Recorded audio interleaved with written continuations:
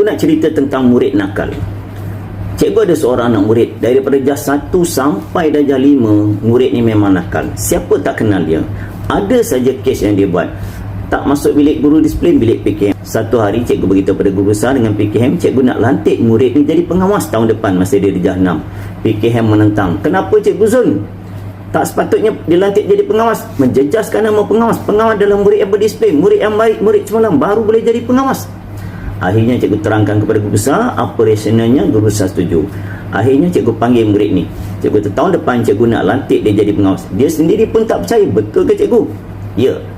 Tugas yang pertama cikgu bagi dia adalah jaga pintu pagar murid yang datang lambat. Bila dia bertugas, murid yang nakal ni mana dia cakap elok-elok. Hei, kenapa datang lambat? Tak ada. Hei, sekarang dah pukul berapa? 7.30, sepatutnya dah masuk ke sekolah. Dia bahasa dia kasar. Murid-murid takut dengan dia. Kes datang lambat semakin berkurangan.